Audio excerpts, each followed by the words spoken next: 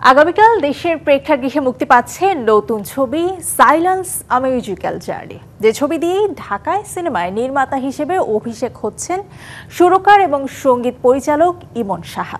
সম্প্রতি সিনেমাটি নিয়ে বিস্তারিত জানাতে এক ঘরোয়া আড্ডার আয়োজন করেন নির্মাতা, যেখানে তিনি জানিয়েছেন তার সিনেমা বানানোর গল্প। মুনল্যান্ড প্রোডাকশনের ব্যানারে নির্মিত সাইলেন্স আ মিউজিক্যাল জার্নি সিনেমার বিভিন্ন চরিত্রে অভিনয় করেছেন নীলাঞ্জনা নীলা, সাইমন সাদিক, ইন্তেখাব দিনার, আজাদ আবুল কালাম সহ আরো অনেকে।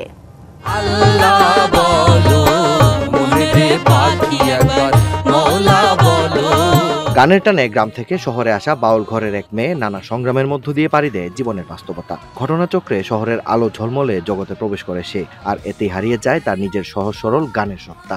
এমনই এক গল্পে শুক্রবার দেশের প্রেক্ষাগৃহে মুক্তি পাচ্ছে ইমন সাহা পরিচালিত প্রথম ছবি সাইলেন্স আ মিউজিক্যাল জার্নি। ছবি মুক্তির আগে সিনেমাটি নিয়ে বিস্তারিত জানাতে সম্প্রতি এক ঘরোয়া আড্ডার আয়োজন করেন নির্মাতা ইমন সাহা, যেখানে উপস্থিত ছিলেন ছবির কেন্দ্রীয় চরিত্রে অভিনয় করা শিল্পী নীলাঞ্জনা নীলা। আমার কাছে অনেক বেশি একটা স্পিরিচুয়াল জার্নি ফিল হয় এই মুভিটাকে, যে একটা মানুষের ইনোসেন্সটা থাকা, আবার খুঁজে পাওয়া নিজেকে, আবার হারিয়ে ফেলা, এরকম একটা জার্নি দিয়ে আমরা সবসময়ই যেতে থাকি।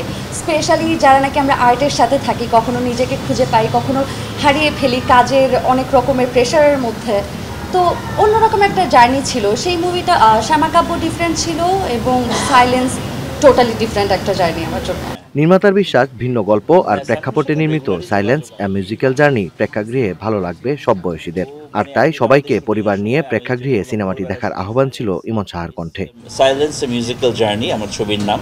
যেহেতু আমি মিউজিকের মানুষ, সঙ্গীত পরিচালনা করেছি দীর্ঘ 27 বছর ধরে, আমি চলচ্চিত্র সঙ্গীত পরিচালনা করেছি, তো ভাবলাম যে একটা আমার ফার্স্ট ছবি, এটা should B A music related. আমার মনে হয় যে পরিবারকে নিয়ে দেখার মতো, মানে ঠান্ডা মাথার ছবি, হ্যাঁ, যেটার মধ্যে খুব বেশি অ্যাকশন নেই, খুব বেশি মেলোড্রামা, লাউড ড্রামা ওগুলা নেই, হ্যাঁ, সুন্দর একটি গল্প বলা হয়েছে, সুন্দর সুন্দর কিছু গান আছে। It's a feel good movie, এবং দিনের শেষে there is a very deep spiritual message ছবিটার মধ্যে দিয়ে গেছে, যেটা আপনারা দেখলে বলতে পারবেন। সো আমার মনে হয় এই ছবিটা দেখলে আপনাদের সময় এবং টাকা নষ্ট হবে না।